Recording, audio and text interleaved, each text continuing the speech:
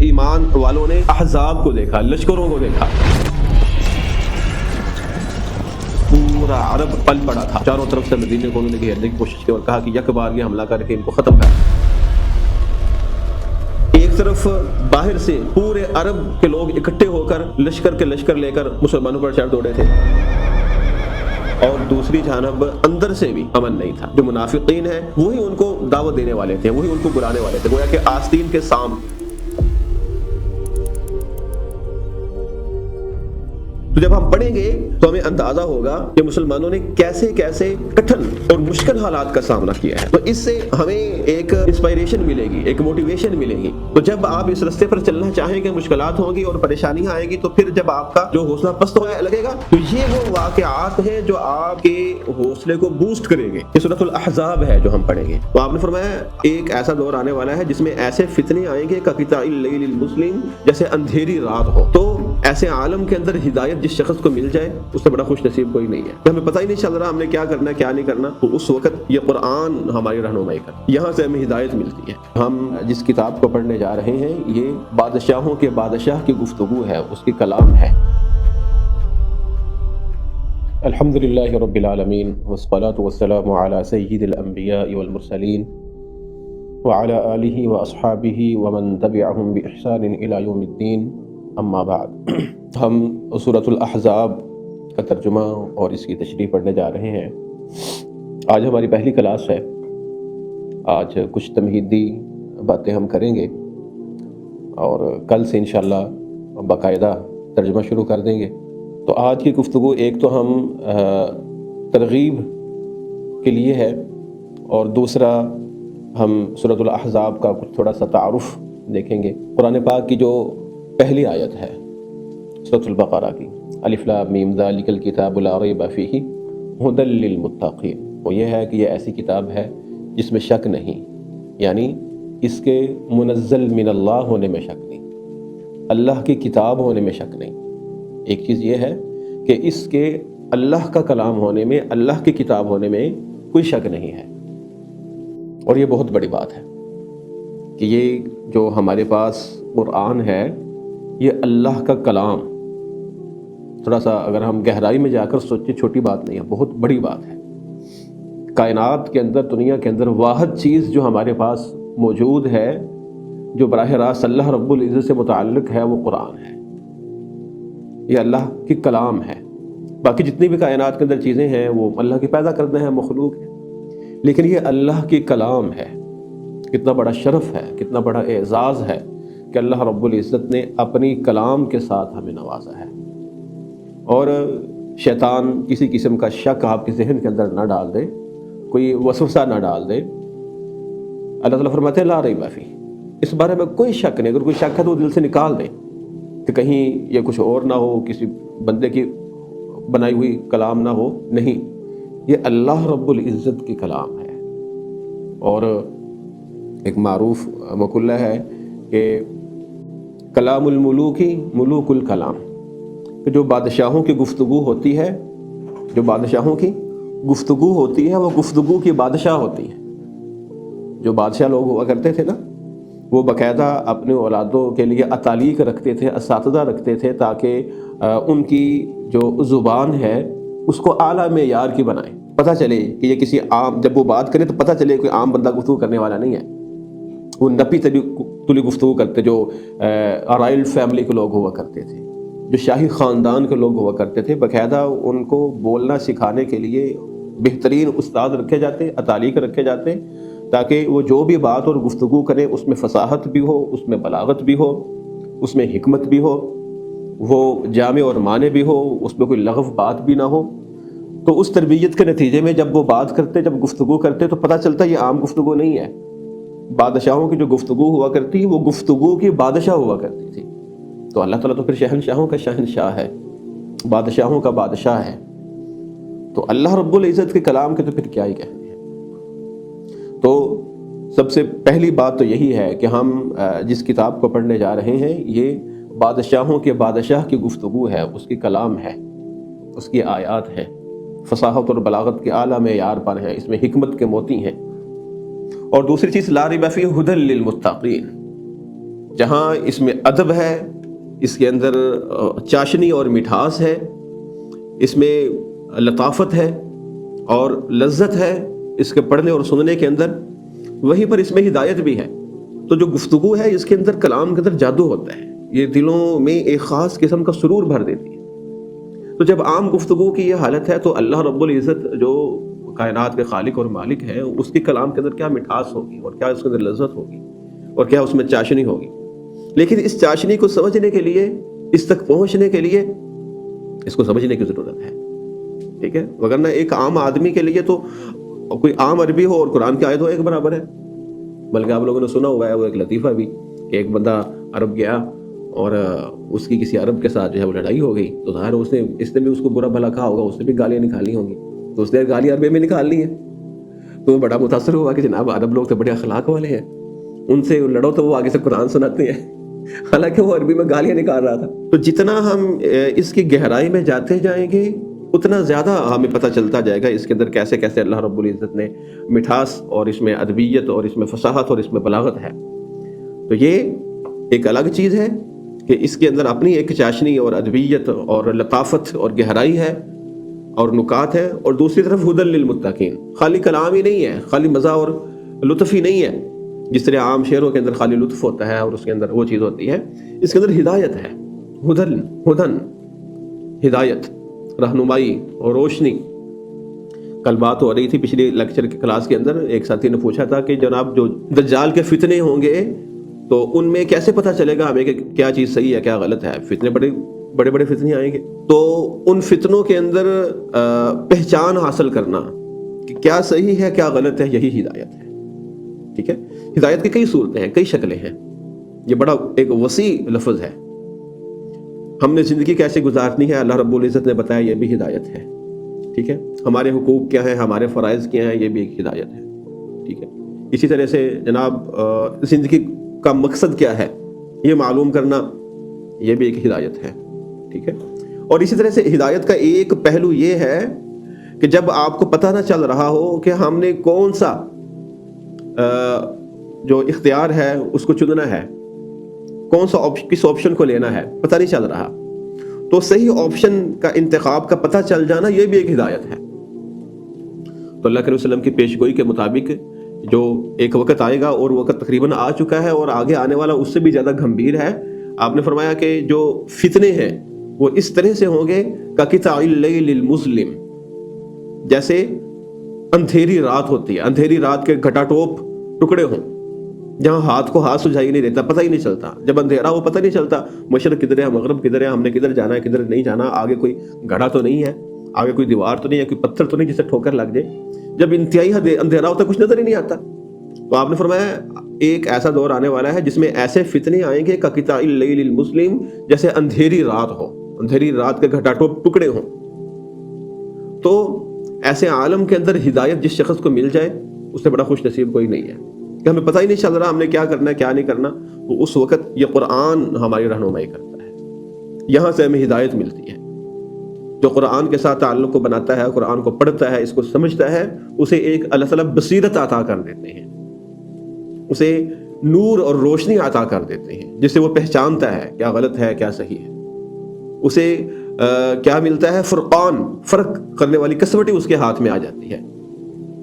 دو طرح سے یہ چیز ملتی ہے ہدایت اور بصیرت، ایک قرآن کی برکت سے ہی کیونکہ اللہ کا کلام ہے، ٹھیک ہے؟ تو جو اس کے ساتھ اپنے تعلق کو بنا لیتا ہے، اس تعلق کے بنانے کی برکت کی وجہ سے اللہ تعالیٰ اس کو ایک بصیرت عطا کر دیتے ہیں، ایک نور عطا کر دیتے ہیں، ٹھیک ہے؟ اور اس نور کے ذریعے سے اس کو وہ چیز کی گہرائی تک بے شک نہیں جاتا، ان کو نہیں پہچان سکا، اس کو نہیں پتا کہ یہ کیوں غلط ہے اور یہ کیوں صحیح ہے، لیکن اس کی برکت کی وجہ سے وہ آٹومیٹیکلی جو درست چیز ہے تو اس کا انتخاب کر لیتا ہے اس کی برکت کی بنا پر، ٹھیک ہے؟ ایک پہلو یہ ہے، اور ایک پہلو یہ ہے کہ قرآن کے اندر اللہ رب العزت نے واقعات اس انداز سے بیان کیے ہیں، حالات ایسے ایسے بیان کیے ہیں کہ ان کو پھر اپنے حالات اور اپنے واقعات سے ریلیٹ کرتا ہے تو اس کو رہنمائی مل جاتی ہے، یہ ایک بصیرت کی شکل ہے، ٹھیک ہے؟ تو دونوں طرح سے ہدایت ملتی ہے۔ تو اس وجہ سے ہمارے اندر یہ جذبہ ہونا چاہیے، یہ شوق ہونا چاہیے، یہ تڑپ اور ولولہ ہونا چاہیے کہ ہم شیطان کے اعلیٰ بننے سے بچ جائیں، غلط جو قوتیں ہیں ان کے اعلیٰ بننے سے بچ جائیں، غلط لوگوں کے ہاتھ لگنے سے بچ جائیں. ایسا نہ ہو کہ ہماری صلاحیتیں وہ لے اڑیں، محنتیں ہماری ہوں اور ان کے کام آئیں اور ہم خالی کے خالی ہاتھ رہ جائیں. ٹھیک ہے، تو اس کے لیے ضروری ہے، اس ہدایت کے حصول کے لیے اور اپنی صلاحیتوں کو ضائع ہونے سے بچانے کے لیے کہ ہم زیادہ سے زیادہ قرآن کے ساتھ اپنے تعلق کو قائم کریں. تو ہماری یہ جو کلاس ہے سورۃ الاحزاب ہم پڑھیں گے، یہ بھی اس سلسلے کی ایک کڑی ہے کہ جتنا ہمیں اللہ تعالیٰ نے وقت میسر کیا ہے، جتنا ہو سکے ہم اسے ایک کلاس کی شکل میں کچھ چیزوں کو پڑھیں گے. اور پھر اس کے بعد جو اصل چیز ہے وہ یہ ہے کہ اس کو لے کر چلتے چلیں. ٹھیک ہے، کوئی ٹیچر، کوئی استاد نہیں بھی ملتا، وقت نہیں بھی ملتا، کسی کوئی آپ کو پڑھانے والا نہیں بھی ہے، تو ایک لائن آپ کو مل گئی ہے، اس لائن پر چلتے ہوئے اپنے طور پر جو ہے وہ آج کل تو چیزیں میسر ہیں، آپ کے موبائل میں بھی، آپ کے لیپ ٹاپ میں بھی ہر طرح کی تفاسیر مل جاتی ہیں، ایپ مل جاتی ہیں. تو کمی صرف ہماری کوشش کے اندر ہے. کوشش اور ہمت کریں، ایک جو ہے وہ مقصد اپنا بنا لیں اور وقت متعین کر لیں، تو اس سلسلے کو جاری رکھیں. اس لیے اس قرآن کے ساتھ تعلق کو قائم کرنا ضروری ہے تاکہ ہمیں پتہ چل سکے کہ کیا کھرا ہے اور کیا کھوٹا ہے. اور یہی ہماری آخرت کی اصلاح کی کنجی ہے، آخرت کی نجات کی کنجی اور چابی ہے. تو پھر اس کے اندر ایک اور چیز میں ایڈ کرنا چاہوں گا، وہ یہ ہے کہ اللہ کے رسول وسلم کا فرمان ہے، من دل علی خیر فلہ مثل اجر فاعلہ. جو انسان کسی کے لیے نیکی اور بھلائی کی طرف رہنمائی کرتا ہے، اس کو اتنا ہی اجر و ثواب ملتا ہے جتنا اس نیکی کا کام کرنے والے کو ملتا ہے. ٹھیک ہے، تو ایک تو یہ ہے کہ ہم نے ہدایت حاصل کرنی ہے، قرآن کے ساتھ تعلق بنانا ہے، اور ظاہر ہے یہ ایک اجر و ثواب کا کام بھی ہے.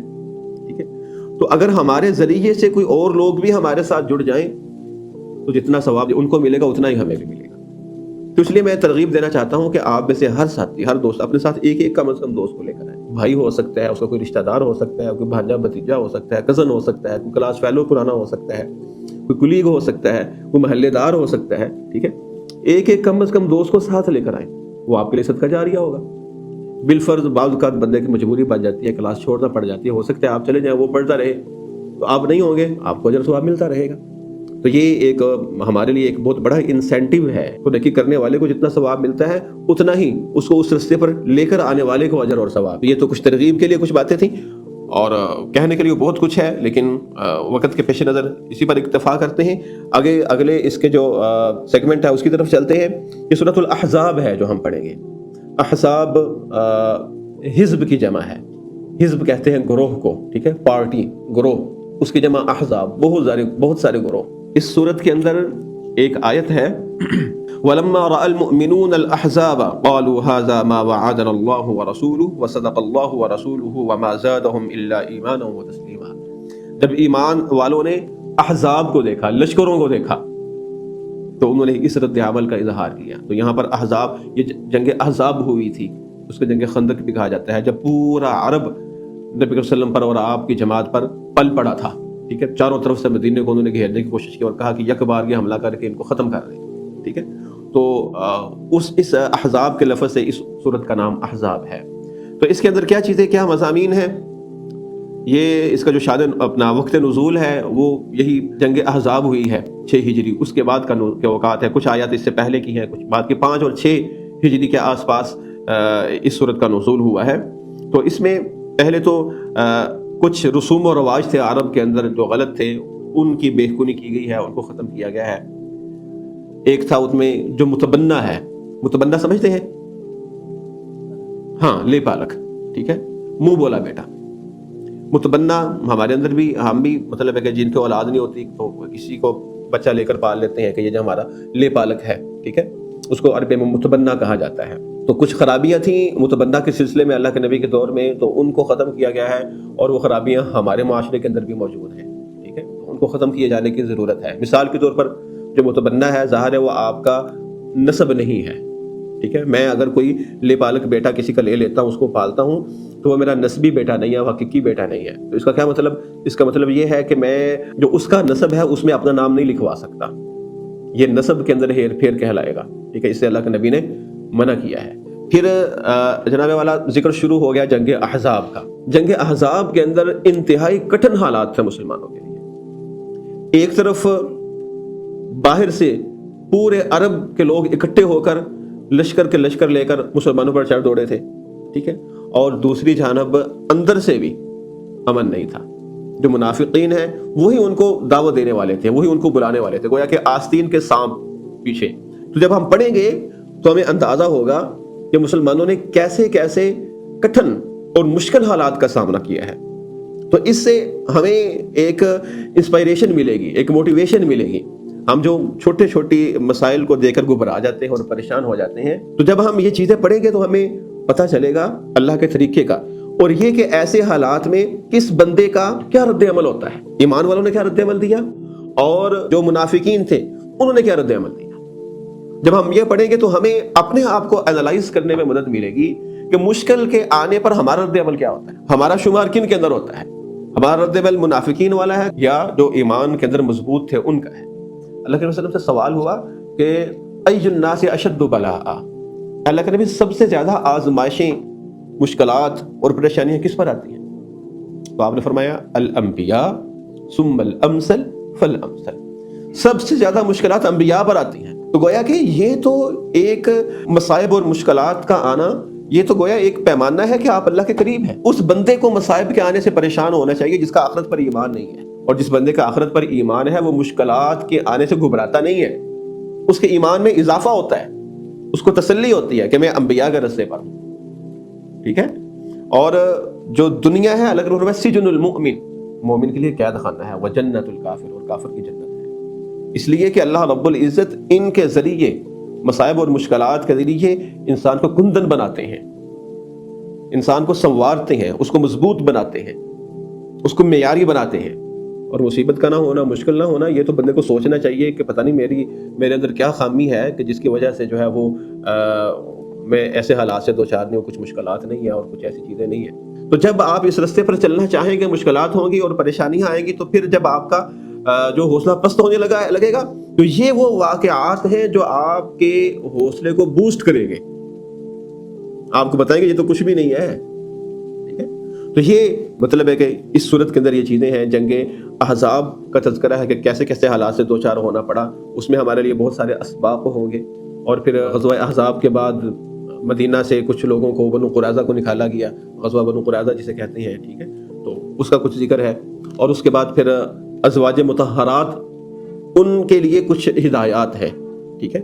اور وہ ہدایات صرف آپ کے ازواج کے لیے نہیں، ہمارے لیے، ہماری عورتوں کے لیے بھی ہیں. ہم نے پہلے سورۃ النور پڑھی تھی.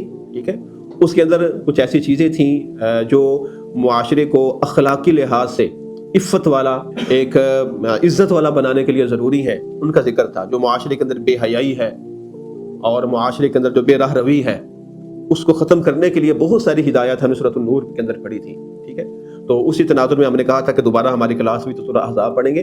تو یہ وہ ہدایات ہیں بہت ساری کہ کون سے ایسے پیرامیٹرز ہیں، SOPs ہیں جن کو اختیار کیا جانا چاہیے تاکہ جو معاشرہ ہے اس کے اندر سے بے راہ روی ختم ہو، اس کے اندر سے جو ہے بے حیائی اور فحاشی ختم ہو اور بدکاری ختم ہو. پردے کے متعلق کچھ احکام ہیں، اور اسی طرح سے جو زن و شوہر کے تعلقات ہیں، میاں بیوی کے تعلقات ہیں، اس کے سلسلے میں بھی کچھ ہمارے لیے اسباق موجود ہیں. ازواج مطہرات اللہ کے نبی سے مزید خرچے کا مطالبہ کیا تھا. اللہ کے نبی صلی اللہ علیہ وسلم نے ازواج مطہرات کو پھر ان کے اس مطالبے کے نتیجے میں کیا کہا اور اللہ رب العزت نے کیا آپ کو ہدایات دی، وہ چیزیں ہیں. اور اسی طرح سے پھر دوبارہ وہی تذکرہ آ جائے گا جو معاشرے کے اندر متبنہ بیٹے کو لے کر کچھ مسکنسیپشنز تھیں، غلط نظریات تھے، ان کو دور کیا گیا. اس کے بعد پھر جناب والا پھر نبی صلی اللہ علیہ وسلم کے کچھ حقوق کا ذکر ہے. ٹھیک ہے. آپ صلی اللہ علیہ وسلم کی جو ازواج ہیں، یہ اس وقت جب یہ صورت نازل ہوئی ہے اس وقت آپ کے گھر میں 4 بیویاں تھیں، اور یہاں پر اللہ رب العزت نے آپ کو حکم دیا کہ آپ حضرت زینب رضی اللہ تعالی عنہا سے نکاح کریں. ٹھیک ہے. تو وہ 5ویں بیوی ہوئیں. تو اس سلسلے میں بھی جو مشرکین اپنا جو منافقین تھے اور یہودی تھے، ان کو باتیں کرنے کا موقع ملا کہ جناب باقی مسلمانوں کے لیے تو یہ ہے کہ 4 شادیاں کی جائیں اور آپ جو ہے 5ویں کر رہے ہیں. ٹھیک ہے. تو اس کی کیا وجہ ہے؟ اللہ کے نبی کی جو خصوصیات ہیں آپ کے خاصہ، اس کا ذکر ہے. ٹھیک ہے. تاکہ اس وقت جو مستشرقین ہیں وہ کچھ باتیں پھیلاتے ہیں نعوذ باللہ اللہ کے نبی کے بارے میں، تو ان کی حقیقت کو سمجھنے میں ہمیں مدد ملے گی ان آیات کی روشنی میں. ٹھیک ہے جی. اور اسی طرح سے اس کے بعد پھر مزید پردے کے احکام ہیں اور اللہ کے نبی صلی اللہ علیہ وسلم پر درود و سلام، اس کی فضیلت کا بیان ہے. ٹھیک ہے. تو یہ چیزیں ہیں سورۃ الاحزاب کے اندر، انشاءاللہ ہم کل سے پڑھیں گے، باقاعدہ اس کا آغاز کریں گے.